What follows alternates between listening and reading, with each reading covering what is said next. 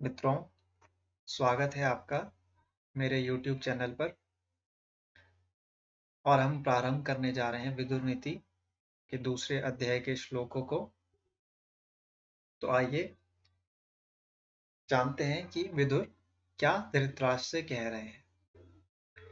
विदुर कह रहे हैं धृतराष्ट्र से कि हे राजा, सज्जन पुरुषों के कार्यों का अनुसरण करते हुए राजधर्म का पालन करता है, उसका राज्य उन्नति करता है। इसमें विदुर कह रहे हैं कि जो राजा सज्जन पुरुषों के कार्य का अनुसरण करता है, मतलब उनका पालन करता है, उनके दिए गए दिशा निर्देशों का पालन करता है, वही राजधर्म का पालन कर सकता है राजा, और उसका राज्य ही उन्नति कर सकता है। इस श्लोक में राजा धृतराष्ट्र से विदुर कह रहे हैं ये बात। अगले श्लोक को पढ़ने जा रहा हूं। जो राजा अधर्म का आचरण करते हुए अन्यायपूर्वक राज्य करता है, उसका राज्य आग की लपटों में रखे चमड़े की तरह सिकुड़ जाता है। राजा को दूसरे राज्य को नष्ट करने का प्रयत्न नहीं करना चाहिए, बल्कि वह प्रयत्न अपने राज्य की उन्नति के लिए करना चाहिए। जो राजा धर्म से राज्य प्राप्त करता है और धर्म से ही राज्य चलाता है, उस राज्य पर लक्ष्मी की कृपा सदा बनी रहती है। व्यर्थ बोलने वाले, मंद बुद्धि तथा बेसिर पैर की बोलने वाले बच्चों से भी सारभूत बातों को ग्रहण कर लेना चाहिए, जैसे पत्थरों में से सोने को ग्रहण कर लिया जाता है। जैसे साधु सन्यासी एक एक दाना जोड़कर जीवन निर्वाह करते हैं, वैसे ही सज्जन पुरुष को चाहिए कि महापुरुषों की वाणी, सूक्तियों तथा सत्कर्मों के आलेखों का संकलन करते रहना चाहिए। गाय गंध से देखती है, ज्ञानी लोग वेदों से, राजा गुप्तचरों से तथा जन सामान्य नेत्रों से देखते हैं। महाराज, जो गाय कठिनाई से दूध देती है, उसे बहुत कष्ट उठाने पड़ते हैं। जो गाय सरलता से दूध देती है, उसे कोई कष्ट नहीं उठाना पड़ता। वैसे ही जो व्यक्ति बुद्धिमान है, वही व्यक्ति अधिक बलवान माना गया है, और अपने से अधिक बलवान व्यक्ति के सामने अगर झुक भी जाना पड़े तो उसमें कोई संकोच नहीं है। बलवान को देवराज इंद्र की पदवी दी जाती है तथा इंद्र के सामने झुकना देवता को प्रणाम करने के समान है। पशुओं के रक्षक बादल होते हैं, राजा के रक्षक उनके मंत्री, पत्नियों के रक्षक उनके पति तथा वेदों के रक्षक ज्ञानी पुरुष कहलाए जाते हैं। महाराज, धर्म की रक्षा सत्य से होती है, विद्या की रक्षा अभ्यास से, सौंदर्य की रक्षा स्वच्छता से होती है तथा कुल की रक्षा सदाचार से होती है। ऊंचे या नीचे कुल से मनुष्य की पहचान नहीं की जा सकती। मनुष्य की पहचान उसके सदाचार से होती है, भले ही वह नीचे कुल में ही क्यों न पैदा हुआ हो। जो व्यक्ति दूसरों की धन संपत्ति, सौंदर्य, पराक्रम, उच्च कुल, सुख, सौभाग्य और सम्मान से ईर्ष्या व द्वेष करता है, वह असाध्य रोगी है। उसका यह रोग कभी ठीक नहीं होता। व्यक्ति को नशीला पेय नहीं पीना चाहिए।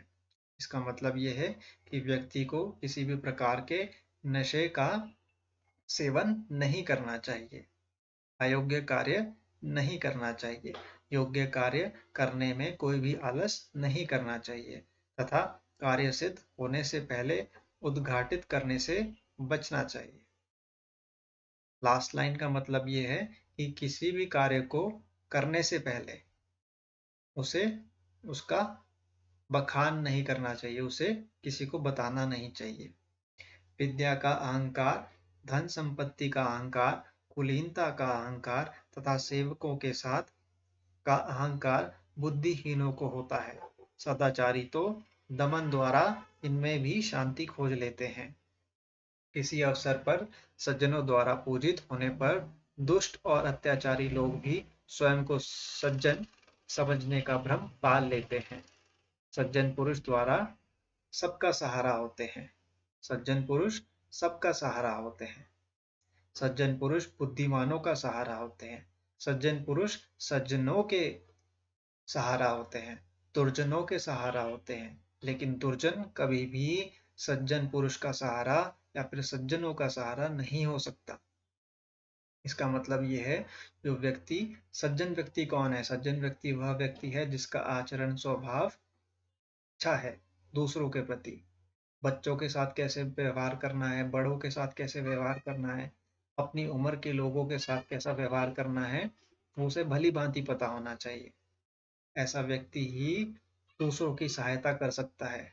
जो व्यक्ति दूसरों को नीचा दिखाने में, दूसरों के साथ ईर्ष्या द्वेष या फिर उनके साथ लड़ाई झगड़ा करने में अपना समय व्यतीत करता है या फिर इस प्रकार के कार्य करता है, वह व्यक्ति किसी भी प्रकार से इस समाज का उद्धार नहीं कर सकता, अर्थात किसी भी व्यक्ति का कल्याण नहीं कर सकता। इस श्लोक का अर्थ यह था। अब हम दूसरे श्लोक की तरफ जा रहे हैं। दूसरा श्लोक में विदुर कह रहे हैं धृतराष्ट्र से कि सुंदर वस्त्र वाला व्यक्ति सभा को तो जीत लेता है, जिस व्यक्ति के पास गाय हो वह मिठाई खाने की इच्छा को जीत लेता है। सवारी से चलने वाला व्यक्ति मार्ग को जीत लेता है तथा शीलवान व्यक्ति सारे संसार को जीत लेता है। शीलवान व्यक्ति वह है जिसके अंदर शालीनता है, सरलता है, जिसके अंदर सहने की क्षमता है। सहने की क्षमता दुखों को, सहने की क्षमता अपने क्रोध को। ये जिस व्यक्ति के अंदर शील भाव उत्पन्न हो गया, जिसके अंदर इस प्रकार का आचरण आ गया, वह व्यक्ति ही उन्नति पा सकता है। आइए अगले श्लोक की तरफ देखते जाते हैं कि जिसमें विदुर कहते हैं कि शील स्वभाव वाला व्यक्ति, अर्थात जिसका स्वभाव उत्तम कोटि कोटि का है, ठीक है, उच्च कोटि का जिसका व्यवहार है या फिर आचरण है, वही मनुष्य प्रमुख गुण का है। जिस व्यक्ति का शील नष्ट हो जाता है, धन, जीवन और रिश्तेदार उसके किसी काम के नहीं रहते, अर्थात उसका जीवन व्यर्थ हो जाता है। महाराज धृतराष्ट्र धन के अहंकार में डूबे लोगों के भोजन में मांस की, मध्यम वर्ग के लोगों के भोजन में दूध, दही और मक्खन की तथा निर्धन लोगों के भोजन में तैलीय भोजन की प्रधानता होती है। निर्धन लोग सदैव स्वादिष्ट भोजन करते हैं क्योंकि उनकी भूख हर तरह के भोजन को स्वादिष्ट बना देती है। वहीं धनवान लोग भूख के अभाव में स्वादिष्ट व्यंजनों का भी मजा लेने से वंचित रह जाते हैं।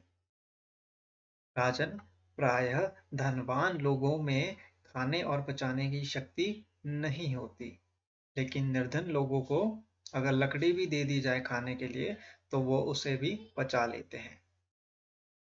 निम्न वर्ग के लोगों को आजीविका के चले जाने का भय रहता है।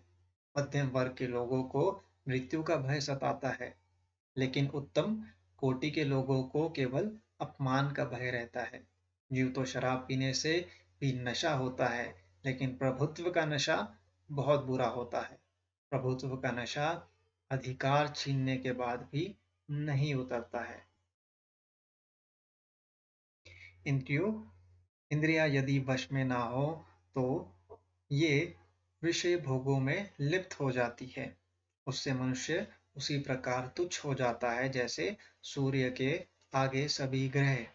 राजन, जो व्यक्ति इंद्रियों को जीतने के बजाय स्वयं उनका गुलाम बन जाता है, उसको मुसीबतें इसी प्रकार घेर लेती है जैसे शुक्ल पक्ष के चंद्रमा की तरह उसकी मुसीबतें बढ़ती चली जाती है। जो राजा अपनी इंद्रियों और मन को जीते बिना अपने मंत्रियों को जीतता चाहता है तथा मंत्रियों की जीते बिना और अपने शत्रुओं को जीतना चाहता है उसका नष्ट होना अवश्य संभव है। जो राजा अपनी इंद्रियों व मन को अपना शत्रु समझकर उन्हें जीत लेता है, फिर अपने मंत्रियों और शत्रुओं को जीतने का प्रयास करता है, उसे ही सफलता मिलती है। जिनकी इंद्रियां व मन वश में है, जो दोषियों को समुचित दंड देता है, जो प्रत्येक कार्य को जांच परख कर करता है, ऐसे राजा के राज्य में लक्ष्मी की कृपा सदा बनी रहती है। महाराज, यह मानव शरीर रथ है, आत्मा इसका सारथी है, इंद्रियां इसके घोड़े हैं। जो व्यक्ति सावधानी, चतुराई और बुद्धिमानी से इनको वश में रखता है, वह श्रेष्ठ रथवान की भांति संसार में सुखपूर्वक यात्रा करता है। जैसे बेकाबू और अप्रशिक्षित घोड़े मूर्ख सारथी को मार्ग में ही गिराकर मार डालते हैं, वैसे ही यदि इंद्रियां हमारी वश में ना हो तो ये मनुष्य की जान का दुश्मन बन सकती है। अज्ञानी लोग इंद्रिय सुख को ही श्रेष्ठ समझकर आनंदित होते हैं। इस प्रकार के अनर्थ को अर्थ और अर्थ को अनर्थ कर देते हैं और अन्याय और अनायास ही अपना नाश कर डालते हैं। तो ये थे कुछ श्लोक विदुर नीति के दूसरे अध्याय से। आशा है आपको मेरा यह वीडियो पसंद आया होगा।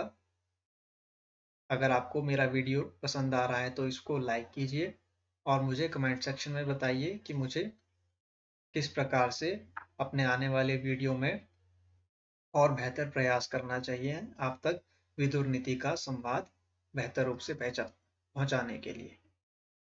धन्यवाद मित्रों।